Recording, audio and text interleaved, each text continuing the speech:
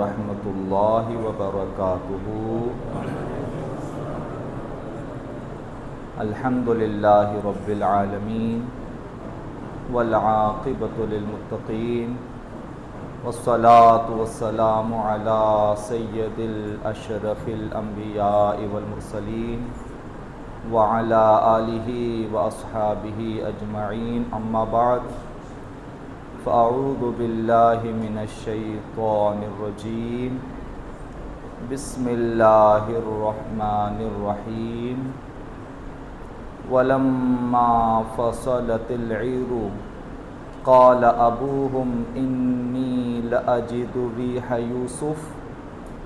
لولا ان تفندون آمنت باللہ صدق اللہ العظیم۔ بیان کو شروع کرنے سے پہلے حصول برکت کے لیے اور حصول اخلاص و محبت کے لیے آئیے ہم اور آپ سب مل کر ہمارے پیارے آقا حضور تاجدار مدینہ صلی اللہ تعالی علیہ وآلہ وسلم کے بارگاہ بےکس پناہ میں محبت کے ساتھ اور ادب و احترام کے ساتھ درود شریف کا ہدیہ پیش فرمائیں۔ اللہم صلی علی سیدنا و مولانا محمد وعلی آل سیدنا و مولانا محمد وبارک وسلم، صلاۃ و سلام علیک یا سیدی یا حبیبی یا رسول اللہ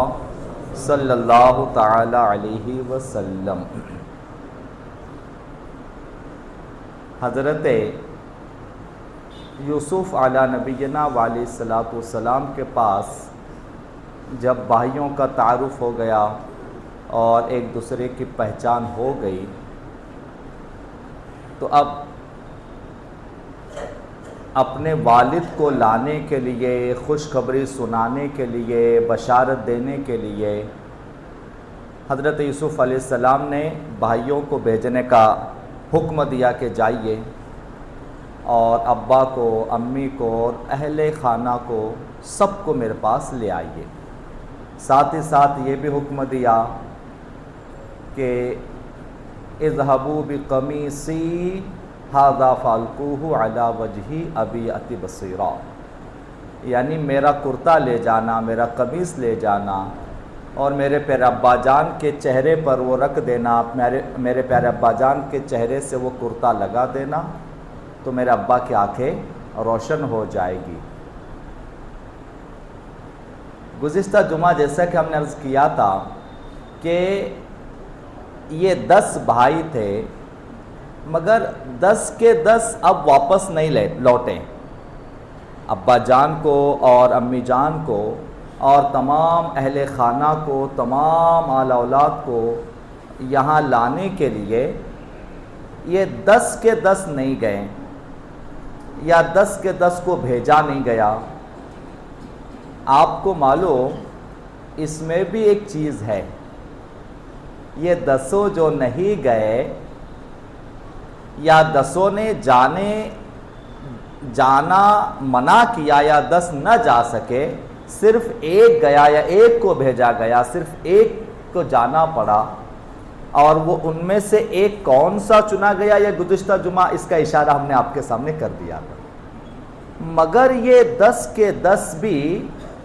اگر چاہتے تو جا سکتے تھے، مگر یہ سب نہیں گئے۔ آپ جانتے اس کی ایک وجہ ہے۔ ابا جان کے پاس یہ خبر لے کر، ابا جان کے پاس یہ خوشخبری لے کر، ابا جان کے پاس حضرت یوسف علیہ السلام کا کرتا اور قمیص لے کر جانا تو 10 کو چاہیے تھا، ابا جان کو خبر سناتے، ابا جان کو یہ خوشخبری دیتے کہ حضرت یوسف علیہ السلام کے بارے میں۔ مگر آپ کو معلوم حقیقت یہ ہے کہ جانے کے لیے حضرت یوسف علیہ السلام نے ایک کو طے فرمایا۔ اچھا آپ کو معلوم وہ جو ایک شخص یا ایک 10 میں سے ایک بھائی جس کو جانا طے ہوا یا جس کو جانے پر راضی کیا گیا یا جس کو جانا پڑا ابا جان کے پاس حضرت یوسف علیہ السلام کا کرتا لے کر، وہ 10 میں سب سے بڑے کو بھیجا گیا۔ 10 میں جو سب سے بڑا تھا اس کا نام یہودا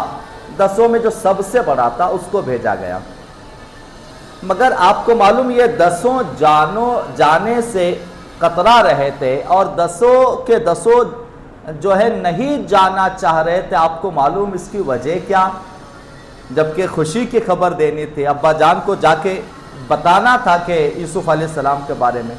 مگر جانے سے راضی نہیں تھے، دل ان کا جانے کو نہیں کہہ رہا تھا۔ آپ کو معلوم کیوں نہیں جانا چاہ رہے تھے؟ اس لیے نہیں جانا چاہ رہے تھے کہ پہلو کا ایک بازو یا قصے کا ایک پہلو تو یہ تھا کہ حضرت یوسف علیہ السلام کی خوشخبری جا کر دینی ہے، حضرت یوسف علیہ السلام کے بارے میں ابا جان کو خوشی کی خبر جا کر پہنچانی ہے۔ قصے کا ایک پہلو تو یہ، مگر اس کا دوسرا ایک پہلو اور تھا، مگر اس کا دوسرا ایک پہلو، ایک بازو اور تھا۔ آپ جانتے وہ کیا؟ دوسرا پہلو قصے کا یہ تھا، ایک پہلو تو یہ کہ خوشی کی خبر جا کر دیں گے حضرت یوسف علیہ السلام ہیں، مگر دوسرا پہلو یہ کہ جب حضرت یوسف علیہ السلام کے ہونے کی خوشخبری پہنچائیں گے تو ظاہر سی بات ہے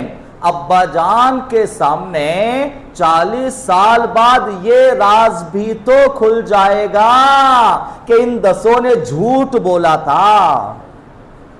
ابا جان کے سامنے یہ راز بھی تو کھل جائے گا کہ ان 10 نے جھوٹ، اور اتنا جو ہے صریح جھوٹ، اور ابا جان کو 40 سال سے درد و تکلیف دینے اور حضرت یوسف علیہ السلام کا غم دینے میں ان کی یہ ساری سازشوں کا بھی تو پردہ فاش ہوگا۔ اس لیے ابا جان کے سامنے جانے سے یہ 10 کے 10 شرمندگی محسوس کر رہے تھے یا گھبرا رہے تھے، جانا نہیں چاہ رہے تھے۔ الغرض حضرت یوسف علیہ السلام نے پھر وہی ترکیب نکالی کہ جائیں گے، ایسے خبر دینے سے بہتر ہے، جا کر ایسی خبر دی جائے اس سے بہتر ہے کہ میرا کوئی تبرک ساتھ میں لے جائیں، کیونکہ حضرت یوسف علیہ السلام کی خوشبو حضرت یعقوب علیہ السلام کرتے سے پاتے تھے، تو میرا کوئی تبرک لے جائیں، تبرک لے جا کر ایک ایسا معجزہ ظاہر ہو، ایک ایسی چیز ظاہر ہو جس سے ابا جان کو حضرت یوسف علیہ السلام کی خوشی کی خبر تو ملے ہی ملے، مگر ان 10 کے لانے کے پیغام کو ابا جان یقیناً سچ سمجھ لیں، کیونکہ والد صاحب کو ان 10 پہ بھروسہ نہیں تھا۔ لہٰذا اسی لیے سب سے بڑا، جس کا نام یہودا تھا، حضرت یوسف علیہ السلام کا قمیص و کرتا لے کر حضرت یوسف علیہ السلام کے دربار سے، یعنی یہاں مصر سے چلا، اور چونکہ حکم یہ تھا کہ اب سارے اہل خانہ کو، ابا جان، امی جان، تمام خاندان کو میرے پاس یہاں لے کر آنا ہے، تو حضرت یوسف علیہ السلام نے 10 میں سے تو ایک گیا، مگر قافلے کو لانے کے لیے ایک بڑے تجھ کو احتشام کے ساتھ 200 سواریوں کا ایک قافلہ بھیجا، تاکہ ان کو سوار کر کے بڑے اہتمام کے ساتھ اور بڑے احترام کے ساتھ ان سب کو یہاں لانے کے لیے ایک قافلہ بھیجا۔ 200 سواریاں جس میں تھی، جس پہ سوار ہو کے لانا، تقریباً 1000 سے زیادہ سپاہی بھیجے گئے، اور ایک بڑے اہتمام کے ساتھ ان کو لانے کے لیے قافلہ روانہ کیا گیا، جس میں ایک بھائی حضرت یوسف علیہ السلام کا کرتا لے کر، اور باقی یہ سواریاں اور یہ سپاہی، یہ قافلہ یہاں مصر سے جانب کنعان روانہ ہوا۔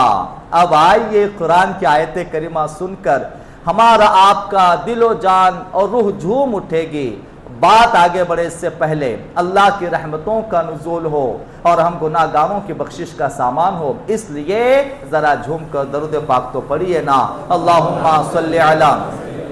سیدنا و مولانا محمد وعلی آلہ سیدنا و مولانا محمد وبارک وسلم صلاۃ و سلام علیک یا سیدی یا حبیبی یا رسول اللہ صلی اللہ تعالی علیہ وسلم۔ یہاں مصر سے یہ قافلہ چلا،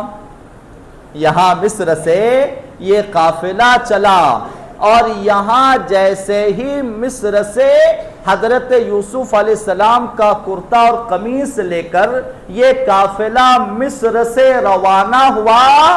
وہاں حضرت یعقوب علیہ السلام نے کچھ کہا، وہاں حضرت یعقوب علیہ السلام نے کچھ کہا، اور حضرت یعقوب علیہ السلام نے جو کہا اللہ نے قرآن میں اسے بیان فرمایا۔ حضرت یعقوب علیہ السلام نے جو جملہ ان کی زبان سے نکلا، یا جو بات ان کی زبان سے آپ نے ارشاد فرمائی، قرآن مجید میں اللہ تعالیٰ نے اس کو یوں بیان فرمایا۔ اللہ تعالیٰ نے قرآن کی ایک آیت کریمہ سورہ یوسف کی آیت میں اللہ تعالیٰ ارشاد فرماتا ہے وَلَمَّا فَصَلَتِ الْعِيرُ، یعنی یہاں سے قافلہ روانہ ہوا، قَالَ أَبُوهُمْ، تو ابا نے کہا، باپ نے کہا، إِنِّي لَأَجِدُ رِيحَ يُوسُف، ابا نے کہا جیسے یہاں سے قافلہ روانہ ہوا، یہاں سے قافلہ حضرت یوسف علیہ السلام کا قمیص لے کر نکلا، حضرت یعقوب علیہ السلام حالانکہ آنکھوں سے بینائی نہیں ہے، آنکھوں سے اندھے ہے، جسم کمزور ہے، ایک جھوپڑے میں بیٹھے، مگر جیسے ہی یہاں سے قافلہ نکلا، حضرت یعقوب علیہ السلام کے سامنے ان کے پوتے بیٹھے ہوئے تھے، پر پوتے بیٹھے ہوئے تھے، خاندان کے بے شمار لوگ بیٹھے ہوئے تھے، جو بھی ان کے خاندان کے اہل خانہ جتنے لوگ سامنے موجود تھے، سب کے سامنے حضرت یعقوب علیہ السلام نے کہا انی لأجد ریح یوسف، سنو مجھے میرے بیٹے یوسف کی خوشبو آ رہی ہے، سنو مجھے میرے بیٹے یوسف کی خوشبو آ رہی ہے، اگر تم مجھے کمزور ذہن والا یا ضعیف بوڑھا ہو چکا نہ سمجھتے ہو تو سنو مجھے میرے بیٹے یوسف کی مہک آ رہی ہے، خوشبو آ رہی ہے۔ قالوا تاللہ انک لفی ضلالک القدیم، آگے قرآن کی آیت کریمہ ہے کہ جو پوتے تھے اور جو آپ کے اہل خانہ تھے انہوں نے وہی بات واپس دہرائی کہ آپ تو وہی پرانے دکھ میں، پرانے غم میں آپ بڑبڑا رہے ہیں، مگر حضرت یعقوب علیہ السلام کو خوشبو حضرت یوسف علیہ السلام کی اسی وقت محسوس ہوئی جب یہ قافلہ مصر سے نکلا۔ اچھا، حضرت یعقوب علیہ السلام کے پاس یہ قافلہ ایک سفر کر کے آپ کے دربار میں یا آپ کی بارگاہ میں، آپ کے حجرے میں پہنچا۔ جب آپ کے دربار میں پہنچا تو سب سے پہلے یہودا، دو باتیں تھی، پہلی چیز حضرت یوسف علیہ السلام کے بارے میں خوشخبری، دوسری چیز ابا کے سامنے اپنے غلطی اور اپنے جو ہے ستائے ہوئے، ظلم کیے ہوئے کا راز کا افشا ہوگا، یا ابا جان کو ساری باتیں پتہ چلے گی۔ دونوں چیزیں خوشی اور غم لے کر یہودا ابا جان حضرت یعقوب علیہ السلام کے دربار میں پہنچا، اور گھر میں حجرے میں پہنچ کر حضرت یعقوب علیہ السلام کی آنکھوں تو بینائی ختم ہو چکی ہے، جیسے ہی حضرت یعقوب علیہ السلام کے حجرے میں یہودا کرتا لے کر پہنچا،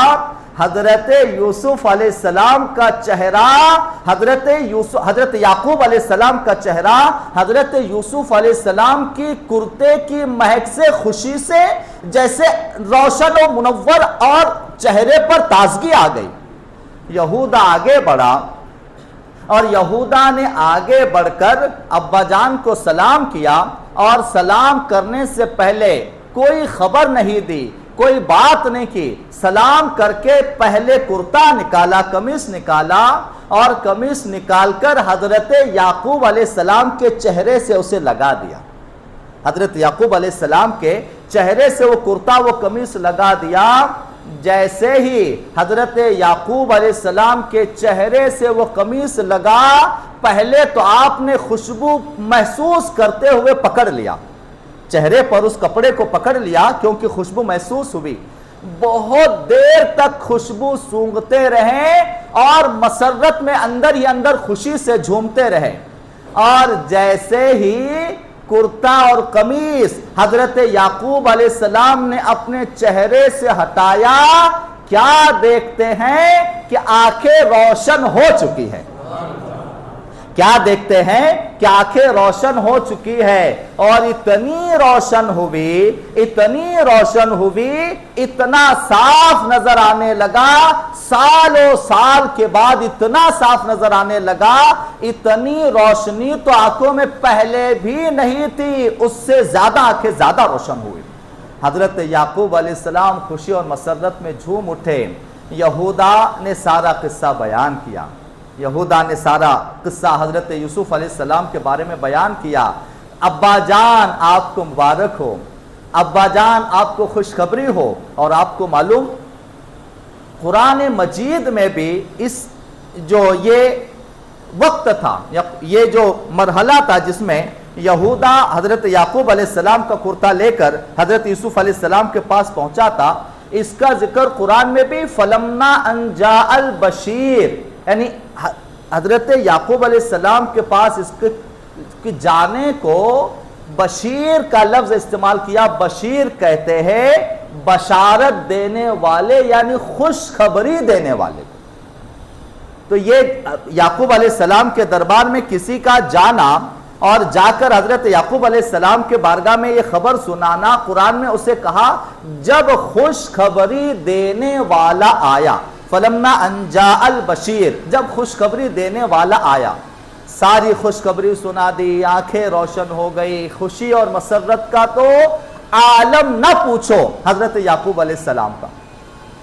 تو حضرت یعقوب علیہ السلام کو حضرت یوسف علیہ السلام کے بارے میں ساری خبر سنائی گئی، سارے جو ہے مرحلے، سب کچھ جو کچھ مصر میں ہے، شہنشاہی، بادشاہی، اور سب سنایا گیا۔ اور سنانے کے بعد حضرت یعقوب علیہ السلام نے کہا، حضرت یعقوب علیہ السلام نے جو کہا وہ بھی قرآن مجید میں بیان ہے۔ حضرت یعقوب علیہ السلام نے کہا فلما ان جاء البشیر، آیت کریمہ سماعت فرمائیں، فلما ان جاء البشیر القاہ علی وجہہ فارتد بصیرا، یعنی جب خوشخبری سنانے والا آیا تو اس نے حضرت یعقوب علیہ السلام کے چہرے پر وہ کرتا یا قمیص ڈال دیا، اسی وقت وہ آنکھوں سے بینا دیکھنے والے ہو گئے۔ پھر حضرت یعقوب علیہ السلام نے فرمایا قال الم اقل لکم انی اعلم ما لا تعلمون، کہ سنو میں نہ کہتا تھا، حضرت یعقوب علیہ السلام نے جو کہا وہ قرآن میں، سنو میں نہ کہتا تھا کہ جو میں جانتا ہوں وہ تم نہیں جانتے، سنو میں نہ کہتا تھا کہ جو میں جانتا ہوں وہ تم نہیں جانتے، یعنی حضرت یعقوب علیہ السلام نے اشارہ فرما دیا کہ میں جو میرے بیٹے کے غم میں اتنے سالوں سے روتا رہا، اور میں تم سے بار بار کہتا رہا کہ میرے بیٹے کو ڈھونڈو، تلاشو، میں جانتا تھا کہ میں جانتا تھا کہ میرا یوسف حیات ہے، میں جانتا تھا میرا یوسف زندہ ہے۔ لہذا اب حضرت یعقوب علیہ السلام کو خبر سنائی گئی کہ آپ کو بلایا جا رہا ہے۔ اب وہ مرحلہ بھی آیا، یہ تو خوشی کا مرحلہ، اب دوسرا مرحلہ بھی آیا۔ خوشی کے بعد حضرت یعقوب علیہ السلام کا غضب بھی ہوا، حضرت یعقوب علیہ السلام کی ناراضگی بھی ہوئی۔ یہودا یعنی یہ تو سب سے بڑا تھا نا، اسی لیے اسے بھیجا گیا تھا، اور یہ سب سے بڑا ہے، اسی لیے سارے جرم اور سارے خطا اور گناہ کی ذمہ داری اپنے سر لینا اس کا فرض بھی بنتا تھا کہ میں سب سے بڑا ہوں، لہذا میں سب سے بڑا ہوں تو سارا جو بھی جرم ہوا ہے اس کا ذمہ دار میں ہی ہوں۔ نظر جھکا کر ابا کے سامنے کھڑا ہے، ابا جان نے جو معاملات تھے پرانے اس میں سے کچھ نہیں پوچھا، یعنی میرے بیٹے کا پھر تم نے کیا کیا تھا، تم نے اس کے ساتھ، ابا جان نے کچھ نہیں پوچھا، حضرت یعقوب علیہ السلام نے اس کے بارے میں کچھ نہیں پوچھا۔ قرآن مجید میں ہے کہ بیٹے نے ہی کہا قالوا یا ابانا استغفر لنا ذنوبنا انا كنا خاطئین، یعنی بیٹے نے کہا ابا جان بے شک ہم نے گناہ کیا ہے، بے شک ہم سے غلطی، ہم سے خطا، ہم سے لغزش ہوئی ہے، آپ ہمارے لیے معافی مانگیے، آپ معاف فرمائیے۔ یہ تو کہا ہی کہ آپ معاف فرمائیے، مگر بیٹے نے یہ بھی کہا ابا جان آپ تو معاف فرمائیے ہی، آپ بخش دیجئے، آپ والد ہیں، آپ ہمارے باپ ہیں، آپ ہم پر مہربان ہیں، بخش دیں، آپ معاف فرمائیے۔ مگر صرف آپ ہی نہیں، ہم جانتے ہیں کہ ہم جہاں یوسف کے خطا کار ہیں، ہم جانتے ہیں جہاں ہم یعقوب آپ کے ابا جان آپ کے خطا کار ہیں، وہی ہم سب سے بڑے تو اپنے رب کے گناہ گار ہیں، اپنے رب کے خطا کار ہیں، لہٰذا ہمارے لیے رب کی بارگاہ میں بھی معافی مانگیے، ہمارے لیے رب کی بارگاہ میں بخشش طلب کیجئے۔ حضرت یعقوب علیہ السلام نے بھی دونوں کے لیے کہا وَهُوَ أَرْحَمُ الرَّاحِمِينَ، یعنی میں اللہ کی بارگاہ میں بے شک تمہارے لیے معافی مانگوں گا، فکر نہ کرو، وہ بہت بڑا بخشنے والا مہربان ہے۔ وَهُوَ أَرْحَمُ الرَّاحِمِينَ، بہت بڑا بخشنے والا مہربان ہے، میں رب کی بارگاہ میں بھی تمہارے لیے معافی مانگوں گا۔ اور تفسیر آپ جانتے ہیں اس آیت کریمہ کی کہ بیٹے نے کہا آپ بھی معاف کیجئے اور اللہ سے بھی ہمارے لیے معافی مانگیے، ہماری طرف سے معافی طلب کیجئے، کیونکہ اولادیں بھی جانتی تھی کہ ہم اگر معافی مانگے، ہمارا معافی مانگنا اور ہے، ہمارے ابا اللہ کے محبوب ترین پیغمبروں میں سے اللہ کے رسول و پیغمبر ہے، لہٰذا اپنی بخشش کی دعا والد کی حیثیت سے بھی اور اللہ کے برگزیدہ پیغمبر و رسول ہونے کی حیثیت سے بھی ابا جان کے ہی ذریعے سے رب کے حضور اگر معافی مانگی جائے، استغفار کیا جائے تو یقیناً رب کریم معاف فرما دے گا۔ لہٰذا ابا جان سے جب معافی مانگنے کے لیے کہا، آپ کو معلوم تفسیر میں لکھا ہے، تفسیر میں لکھا ہوا ہے حضرت یعقوب علیہ السلام، یعنی یہ جب خوشخبری آئی اور حضرت یعقوب علیہ السلام کے پاس یہ جو حضرت یوسف علیہ السلام کی خبر آئی ہے، جو مکالمہ ہوا، ایک دوسرے کے لیے معافی طلب کی گئی، یہ معاملہ شام کے وقت تھا، یعنی مغرب کے بعد سے لے کر عشاء کے درمیان یہ سارے معاملات ہوئے تھے۔ تو حضرت یعقوب علیہ السلام نے جو اب 10 اولاد ہے، جیسا کہ ہم گزشتہ سے پیوستہ جمعہ میں جب ہم آپ کے سامنے سورہ یوسف کی تفسیر عرض کر رہے ہیں، ایک جملہ اگر آپ نے یاد رکھا ہو ہمارا، حضرت یعقوب علیہ السلام کی اوصاف میں سے، حضرت یعقوب علیہ السلام کے اندر جو اللہ نے خوبیاں یا اوصاف رکھے تھے، اس میں ایک وصف یہ تھا کہ آپ اپنی اولادوں سے بہت ہی محبت کرتے تھے، جائے کہ حضرت یوسف علیہ السلام سے بے انتہا سب سے زیادہ محبت کرتے تھے، مگر یہ 10 جو بھی تھے آپ کے اور ان کے پوتے یا آل اولاد تھے،